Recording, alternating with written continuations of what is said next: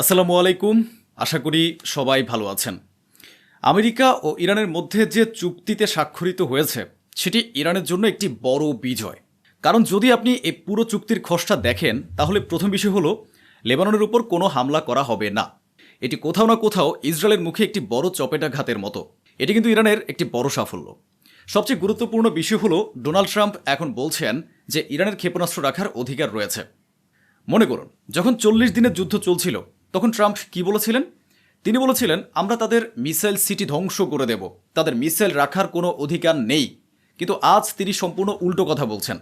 এটি একটি ঐতিহাসিক দিন। প্রেসিডেন্ট ডোনাল্ড ট্রাম্প ইলেকট্রনিকভাবে এই চুক্তিতে স্বাক্ষর করেছিলেন, আর অন্যদিকে ইরানের প্রেসিডেন্ট মাসুদ পেজেশকিয়ান একইভাবে তাতে স্বাক্ষর করেছিলেন। স্বাক্ষরের পর তিনি তা বিশ্ববাসীর সামনে তুলে ধরেন। কিন্তু অন্যদিকে ইসরায়েল ভীষণভাবে ক্ষুব্ধ ও অস্থির হয়ে পড়েছে। যেমন আমি বলেছিলাম, এই চুক্তির প্রথম গুরুত্বপূর্ণ শর্ত ছিল যে লেবাননের উপর কোনো হামলা হবে না। অথচ চুক্তিতে স্বাক্ষর চলাকালীনই ইসরায়েল গভীর রাতে লেবাননের উপর হামলা চালায়।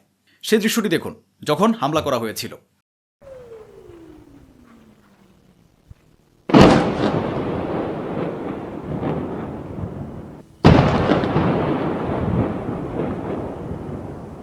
এখন আমি আপনাদের সেই মুহূর্তটি দেখাতে চাই তখন মার্কিন প্রেসিডেন্ট সাংবাদিকদের বলেছিলেন উই হ্যাভ সাইন্ড, আমরা স্বাক্ষর করেছি। আরেকটু অপেক্ষা করুন, তিনি নেতানিয়াহু সম্পর্কে কি বলেছেন সেটিও আমি আপনাদেরকে জানাবো। দেখুন কিভাবে তিনি সাংবাদিকদের উদ্দেশ্যে উচ্চস্বরে বলছিলেন we have signed. Sound like he wants to answer a question about Israel. It's signed, yeah. We signed. I signed it. He said it. Iran ধারাবাহিকভাবে দাবি করে আসছে যে যুদ্ধবিরতি ও শান্তির জন্য আমেরিকা এবং ইসরায়েলি তাদের কাছে এসেছে, কারণ যুদ্ধের সূচনা তারাই করেছিল, যুদ্ধের সমাপ্তিও তারাই করেছে। ইরান কেবল আত্মরক্ষার জন্য লড়াই করেছিল এবং যুদ্ধবিরতির জন্য ট্রাম্প তাদের কাছে অনুরোধ নিয়ে এসেছিলেন। আপনার পর্দায় রয়েছেন মোহাম্মদ গালিবাফ, যিনি আলোচনাতেও অংশ নিয়েছিলেন। তিনি এক সাক্ষাৎকারে কি বলেছিলেন আমি চাই আপনারা তার প্রতিটি শব্দ মনোযোগ দিয়ে শুনুন। به حال نگاه کنید آتش بس رو دشمن درخواست کرد دنبال کرد ما مدتی بود پیگیری میکرد مورد قبول যেমনটা আমি আগে বলেছিলাম, এই মুহূর্তে ডোনাল্ড ট্রাম্প বেনিয়ামিন নেতানিয়াহুর উপর অসন্তুষ্ট। কথা বলা ভুল হবে না। আমেরিকা ও ইসরায়েলের সম্পর্ক ক্রমশ খারাপ থেকে আরও খারাপের দিকে যাচ্ছে। যুদ্ধ শুরু হওয়ার পর থেকে দুটি বিষয় ঘটেছে। প্রথমত, আন্তর্জাতিক অঙ্গনে যুক্তরাষ্ট্রের বিশ্বাসযোগ্যতা দুর্বল হয়েছে। ইউরোপ আমেরিকা থেকে কিছুটা দূরে সরে গেছে।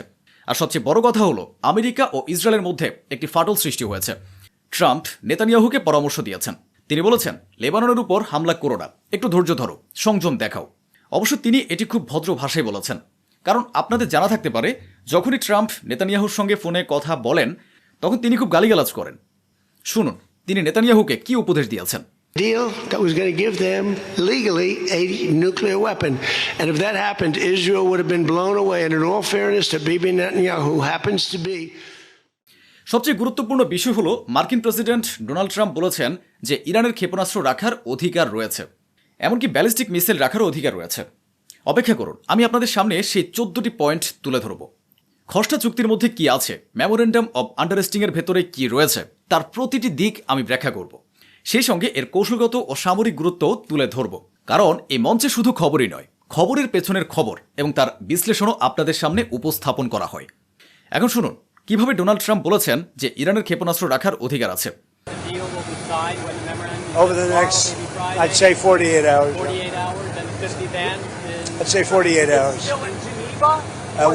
We haven't determined yet. It's in final form. We haven't determined.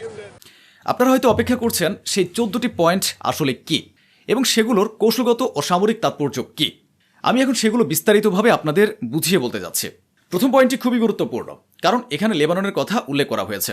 খেয়াল করুন, আমেরিকা, ইরান এবং এই যুদ্ধে তাদের সহযোগীরা এই মেমোরেন্ডাম অব আন্ডারস্ট্যান্ডিংয়ে স্বাক্ষর করে ঘোষণা করেছে যে লেবানন সহ সব ফ্রন্টেই সামরিক অভিযান অবিলম্বে এবং স্থায়ীভাবে বন্ধ করা হবে। উভয় পক্ষ একে অপরের বিরুদ্ধে যুদ্ধ বা সামরিক অভিযান শুরু করবে না, তারা বল প্রয়োগ করবে না, হুমকিও দেবে না। একই সঙ্গে লেবাননের সার্বভৌমত্ব, জাতীয় ঐক্য এবং আঞ্চলিক অখণ্ডতাকে সম্মান করবে। আপনারা কি এর অর্থ বুঝতে পারছেন? প্রথম পয়েন্টে লেবাননের নাম একবার নয়, 2 বার উল্লেখ করা হয়েছে। এর মাধ্যমে বোঝা যায় এটি বেনিয়ামিন নেতানিয়াহুর জন্য কত বড় ধাক্কা, যদিও নেতানিয়াহু তা মেনে নিতে প্রস্তুত নন। দ্বিতীয় পয়েন্ট, আমেরিকা ও ইরান একে অপরের সার্বভৌমত্ব ও আঞ্চলিক অখণ্ডতাকে সম্মান করবে এবং একে অপরের অভ্যন্তরীণ বিষয়ে হস্তক্ষেপ করবে না।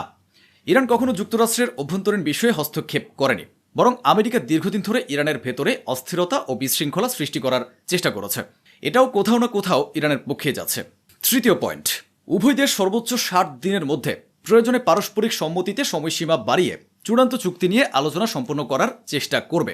চতুর্থ পয়েন্ট, এ সমঝোতা স্মারকে স্বাক্ষরের সঙ্গে সঙ্গেই আমেরিকা ইরানের বিরুদ্ধে আরোপিত নৌ অবরোধ প্রত্যাহার শুরু করবে এবং 30 দিনের মধ্যে তা সম্পূর্ণভাবে তুলে নেবে। এই সময়ের মধ্যে সমুদ্র পথে চলাচল ও বাণিজ্যিক পরিবহন যুদ্ধপূর্ব স্বাভাবিক অবস্থায় ফিরিয়ে আনা হবে। এছাড়া চূড়ান্ত চুক্তির 30 দিনের মধ্যে আমেরিকা ইরানের আশেপাশের অঞ্চল থেকে নিজেদের সেনাও সরিয়ে নেবে। পঞ্চম পয়েন্টটি অত্যন্ত গুরুত্বপূর্ণ, কারণ এখানে 60 দিনের বিষয়টি উল্লেখ করা হয়েছে এবং এর কৌশলগত গুরুত্বও রয়েছে। ইরান 60 দিনের জন্য পার্সিয়ান গালফ এবং ওমান সাগরের মধ্য দিয়ে চলাচলকারী বাণিজ্যিক জাহাজগুলোর জন্য কোনো অতিরিক্ত ফি ছাড়াই নিরাপদ পথ নিশ্চিত করবে। এছাড়া সমুদ্রে পাতা মাইন অপসারণ এবং অন্যান্য সামরিক প্রতিবন্ধকতা দূর করার কাজ করা হবে। 30 দিনের মধ্যে স্বাভাবিক জাহাজ চলাচল ও নৌবাণিজ্য পুরোপুরি পুনরুদ্ধার করা হবে। ইরান, ওমান এবং অন্যান্য উপসাগরীয় দেশের সঙ্গে ভবিষ্যতে স্ট্রেইট অব হরমুজ প্রণালীর ব্যবস্থাপনা নিয়ে আলোচনা করবে। অর্থাৎ ইরান যে দীর্ঘদিন ধরে বলে আসছিল যে তারা টোল নেবে, ট্যাক্স ধার্য করবে, এই চুক্তিতে তার একেবারেই কোনো উল্লেখ নেই। ষষ্ঠ পয়েন্ট, আমেরিকা এবং তার আঞ্চলিক অংশীদাররা ইরানের পুনর্গঠন ও অর্থনৈতিক উন্নয়নের জন্য অন্তত 300 বিলিয়ন মার্কিন ডলারের একটি পরিকল্পনা তৈরি করবে। এই পরিকল্পনা চূড়ান্ত কাঠামো 60 দিনের মধ্যে নির্ধারণ করা হবে। এটি ইরানের জন্য একটি বড় সাফল্য, কারণ আমেরিকা এখন 300 বিলিয়ন ডলার ফ্রিজ হয়ে থাকা তহবিল মুক্ত করবে। এখন ট্রাম্প বলছেন, আমরা কোনো নতুন অর্থ দেইনি, আমরা শুধু আটকে রাখা অর্থ মুক্ত করেছি। তার মতে টাকা দেওয়া আর আটকে রাখা অর্থের মধ্যে বড় পার্থক্য রয়েছে। তবে যেভাবেই হোক না কেন, বাস্তব ফলাফল তো একই। জমাটবদ্ধ তহবিল মুক্ত করার বিষয়ে ট্রাম্পের বক্তব্যটি শুনুন। Negotiation. That wise man. Who said that? Donald Trump. Oh, that's what I thought you were going to say. So how do you go back to the United States and convince a skeptical American public that this deal Well, is a look, win? here they lost militarily. 2020 সালে Donald Trump বলেছিলেন, Iran কখনো কোনো যুদ্ধ জেতেনি, কিন্তু কোনো আলোচনায়ও হারেনি। এক সংবাদ সম্মেলনে সাংবাদিকরা ট্রাম্পকে তার এই পুরনো বক্তব্যের কথা মনে করিয়ে দেন। প্রথমে ট্রাম্প বুঝতে পারেননি কে মন্তব্য করেছিলেন। পরে সাংবাদিক তাকে বলেন, এ কথাটি আপনিই বলেছিলেন। সাংবাদিক আরও বলেন যে ইরান কখনো আলোচনায় হার মানে না এবং বর্তমান পরিস্থিতিতেও যেন সেই একই কথারই প্রতিফলন।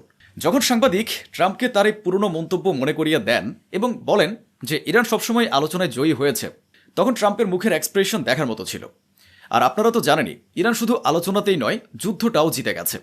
শুনুন ডোনাল্ড ট্রাম্প কি বলছিলেন।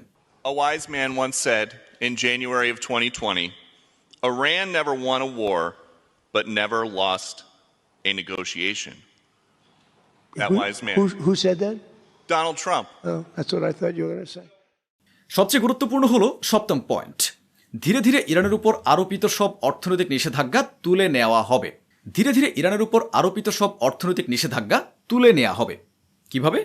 খেয়াল করুন, আমেরিকা প্রতিশ্রুতি দিচ্ছে যে ইরানের উপর আরোপিত সব ধরনের নিষেধাজ্ঞা ধাপে ধাপে অর্থাৎ একে একে প্রত্যাহার করা হবে। এর মধ্যে যুক্তরাষ্ট্রের নিজস্ব নিষেধাজ্ঞার পাশাপাশি আন্তর্জাতিক নিষেধাজ্ঞাগুলো অন্তর্ভুক্ত থাকবে। উভয় পক্ষই স্বীকার করেছে যে নিষেধাজ্ঞা প্রত্যাহারের এই চুক্তি সবচেয়ে গুরুত্বপূর্ণ অংশ।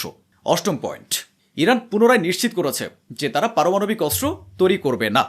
উভয় পক্ষ সমৃদ্ধ ইউরেনিয়ামের বর্তমান মজুদের ভবিষ্যৎ নিয়ে পারস্পরিক সম্মতির ভিত্তিতে সিদ্ধান্ত নেবে। ন্যূনতম ব্যবস্থা হিসেবে ইউরেনিয়ামকে IAEA এর নজরদারিতে নিম্নমাত্রায় সমৃদ্ধ করা হবে। এছাড়া পারমাণবিক সমৃদ্ধকরণ কার্যক্রম এবং ইরানের ভবিষ্যৎ পারমাণবিক চাহিদা নিয়েও আলোচনা হবে। নবম পয়েন্ট, চূড়ান্ত চুক্তি না হওয়া পর্যন্ত উভয় পক্ষ বর্তমান অবস্থা বজায় রাখবে। ইরান তার পারমাণবিক কর্মসূচিতে কোনো নতুন পদক্ষেপ নেবে না এবং আমেরিকাও নতুন নিষেধাজ্ঞা আরোপ করবে না বা অতিরিক্ত সামরিক পদক্ষেপ নেবে না। দশম পয়েন্ট, মেমোরেন্ডাম অব আন্ডারস্ট্যান্ডিংয়ে স্বাক্ষরের সঙ্গে সঙ্গে আমেরিকা ইরানের তেল, পেট্রোলিয়ামজাত পণ্য এবং সেগুলোর সঙ্গে সম্পর্কিত ব্যাংকিং, বিমা ও পরিবহন সেবার ক্ষেত্রে ছাড় প্রদান শুরু করবে। এই দশম পয়েন্ট থেকে বোঝা যায় যে আমেরিকা কোনো না কোনোভাবে ইরানের সঙ্গে একটি ব্যবসায়িক সম্পর্ক গড়ে তুলতে চায়। ডোনাল্ড ট্রাম্প এখানে একটি ব্যবসায়িক সুযোগও খুঁজছেন। এই যুদ্ধের ফলে যেখানে ইরানের আন্তর্জাতিক মর্যাদা বেড়েছে এবং দেশটি ইউরোপের আরও কাছাকাছি এসেছে, সেখানে চীন ও রাশিয়াও জোরালোভাবে ইরানের পাশে দাঁড়িয়েছে। অন্যদিকে আমেরিকাও এখন হাত জোর করে ইরানের সঙ্গে সম্পর্ক উন্নত করতে আগ্রহী। 11, 12 এবং 13 নম্বর পয়েন্ট হল মেমোরান্ডাম অব আন্ডারস্ট্যান্ডিং এবং চূড়ান্ত চুক্তির বাস্তবায়ন পর্যবেক্ষণের জন্য একটি যৌথ তদারকি ব্যবস্থা গঠন করা হবে। যখন এ সমঝোতা স্মারকের কিছু প্রধান ধারা বাস্তবায়িত হবে তখন উভয় পক্ষ বাকি বিষয়গুলো নিয়ে চূড়ান্ত চুক্তির জন্য আলোচনা শুরু করবে। 14 এবং শেষ পয়েন্ট, চূড়ান্ত চুক্তিকে ইউনাইটেড ন্যাশনাল সিকিউরিটি কাউন্সিলের একটি বাধ্যতামূলক প্রস্তাবের মাধ্যমে অনুমোদন দেওয়া হবে, অর্থাৎ বিষয়টি জাতিসংঘ নিরাপত্তা পরিষদে উপস্থাপন করা হবে এবং সেখানে গৃহীত বাধ্যতামূলক প্রস্তাব অনুযায়ী সংশ্লিষ্ট পক্ষগুলোকে তা মেনে চলতে হবে। এমন পরিস্থিতিতে এটিকে স্বাভাবিকভাবেই অত্যন্ত গুরুত্বপূর্ণ একটি চুক্তি হিসেবে দেখা হবে। আচ্ছা, আর আপনারাই আমাকে বলুন, এ সমঝোতায় আসলে কার জয় হয়েছে? CNN ও নিউ ইয়র্ক টাইমসের মতো গণমাধ্যম লিখেছে যে এ চুক্তি ইরানের সামনে আমেরিকার নতি স্বীকারের দলিল। এ চুক্তির মাধ্যমে ইরানের সামনে আমেরিকা হাঁটু গেড়ে বসেছে। 28 ফেব্রুয়ারি যখন ট্রাম্প ও নেতানিয়াহু ইরানের উপর হামলা চালিয়েছিল তখন অনেকেরই মনে হয়েছিল ইরানের অস্তিত্বই মুছে যাবে। ধারণা করা হয়েছিল দুজন মিলে মুহূর্তের মধ্যেই ইরানকে গুড়িয়ে দেবে, কিন্তু ঘটল উল্টোটা। ট্রাম্প যে সমঝোতা স্মারক মৌতে স্বাক্ষর করেছেন তাতে অগ্রসর হওয়ার জন্য মূলত 5টি শর্ত মেনে নেওয়া হয়েছে। প্রথম শর্ত হলো যুদ্ধ শেষ করতে হবে। কাকে করতে হবে? যেটি শুরু করেছিল। তাহলে পরাজয় কার হলো? আমেরিকার। এছাড়া বাকি 4টি শর্তও শুনুন। আমেরিকা ইরানের বন্দরগুলোর উপর থেকে অবরোধ প্রত্যাহার করবে, এটাও আমেরিকারই হার।